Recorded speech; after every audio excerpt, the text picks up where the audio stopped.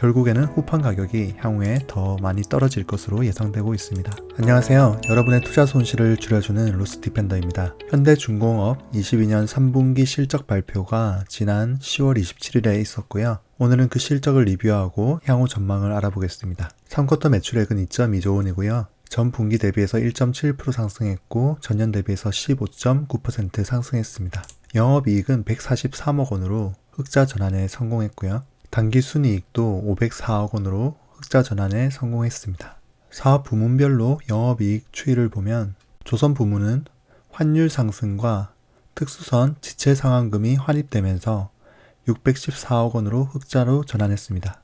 엔진기계 부문은 환율이 상승하고 힘센 엔진 매출 증가가 이루어지면서 플러스 483억 원 영업이익이 증가했습니다. 해양플랜트 부문은 아무래도 커다란 장치 산업이다 보니까 고정비를 감당하기에는 아직 충분하지 못한 부분이 있어서 적자가 지속되고 있습니다. 다만 신규 공사 착수로 매출은 증가세에 있고요. 다음으로 당기순이익의 세부 내용을 보시면 영업이익은 143억 원이 플러스였는데 당기순이익이 더 큰 이유는 대부분 외화 관련 손익이 930억 원으로 플러스가 난 부분입니다. 아무래도 달러로 대금을 지급받다 보니까 거기서 큰 이익이 발생한 거죠.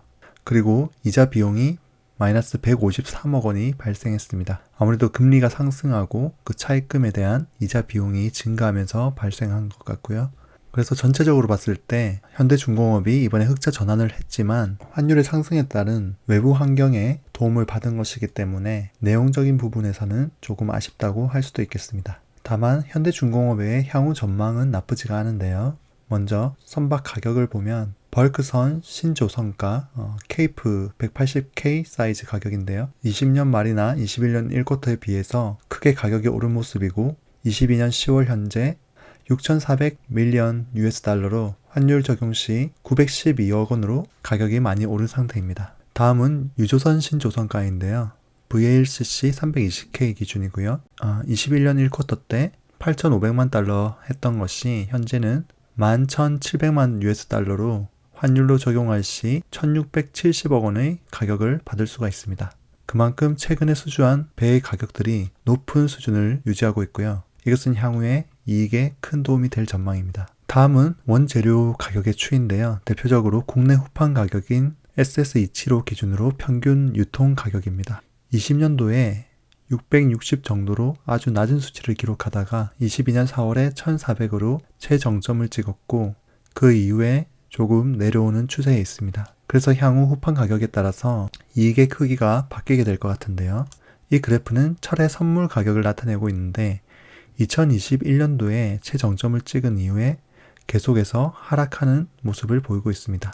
그래서 최근에는 철강 가격이 오르기 전 가격인 톤당 3,550 CNY를 기록하고 있습니다. 그래서 선물 가격이기 때문에 먼저 그 방향성을 보여주고 있고요. 아마 포스코와 협의를 하게 될 텐데 결국에는 후판 가격이 향후에 더 많이 떨어질 것으로 예상되고 있습니다. 이 그래프는 22년 3분기 때 전 세계적으로 철강 가격이 상승분을 대부분 반납을 했고 그 이후에 철강 가격 추세가 나와 있는데요. 대부분은 횡보할 것으로 예상하고 있습니다. 그래서 향후에 현대중공업의 이익 부분에서는 원재료의 하락으로 마진이 개선될 것으로 예상됩니다.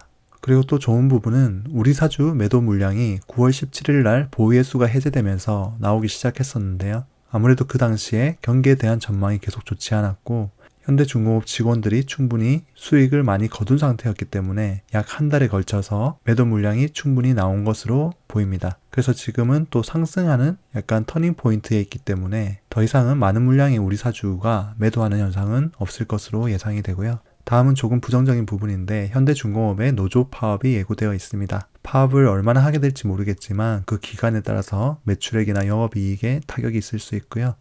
또 임금 인상률이 어느 정도 되냐에 따라서 보통 노동자들의 임금은 매출 원가에 반영이 되기 때문에 영업이익에도 부정적인 영향을 미칠 수 있습니다. 그래서 그 인상률이 어느 정도 될지도 지켜보는 것이 필요할 것 같습니다. 그리고 이것은 수주에 대한 부분이긴 한데 경기 침체와 해상운임 하락이 수주에 아무래도 부정적인 영향을 주지 않을까 하는 부분인데 현재 3년치 배를 지을 물량을 다 확보한 상태이고 그리고 좋은 조건이 있을 때 수주를 더 받고 있는 상황이기 때문에 이 부분은 당장에 그렇게 큰 위협 요인은 아닐 것으로 생각됩니다. 다음은 현대중공업의 안정성에 대해서 보겠습니다. 부채 비율은 3쿼터 기준으로 229%고요.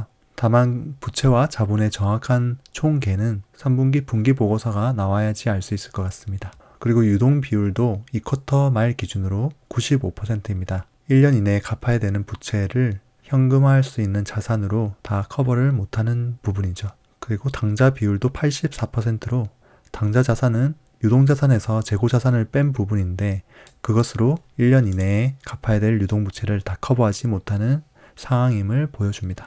다만 회사채 등급은 A-로 다소 안정적인 평가를 받고 있고요. 현대중공업의 투자 지표를 보겠습니다. 주가 10만 9,500원을 기준으로 시가총액은 곧 가격이죠. 9.7조 원이고요.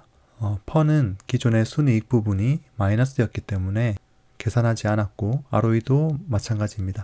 그래서 저평가, 고평가 여부를 PBR이나 PSR로 판단을 해야 하는데 PBR은 자본 대비 가격으로 1.8배이고요. 아주 높다고는 할 수 없겠지만 주식시장이 좋지 않은 상태에서는 다소 높은 PBR 수치이기도 합니다. PSR은 매출액 대비 가격인데 1.1배로 다소 평이한 수준인 것 같습니다. 현대중공업의 차트인데요.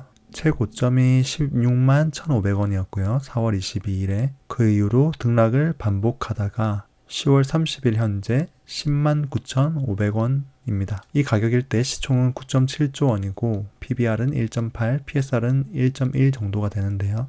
이 가격이 싼 건지 봤을 때 PBR, PSR로는 사실 판단이 쉽지 않지만 2022년 현대중공업 주가의 흐름을 봤을 때는 22년 초를 제외하고는 거의 최저점인 부분이다 라고 판단이 될 것 같습니다. 그래서 전고점 부근인 주가가 14만 2천원이 되면 PBR은 2.34, PSR은 1.42로 다소 올라가게 되고요. 최근 증권사에서 적정 주가를 발표했는데 하나투자증권이 12만 5천원으로 아주 낮은 책정을 한 반면에 다른 대부분의 증권사들은 15만에서 16만원 정도를 책정하고 있습니다. 그래서 현재 현대중공업이 저평가라고 할 수는 없겠지만 조선산업이 흑자로 전환되는 시점에 있다고 봤을 때 저점의 매수 기회이지 않을까 생각합니다. 네, 오늘은 현대중공업 3분기 실적을 리뷰해 보았고요. 도움이 되셨다면 구독과 좋아요, 알림 설정을 눌러주시면 감사하겠습니다. 지금까지 로스디펜더였습니다. 감사합니다.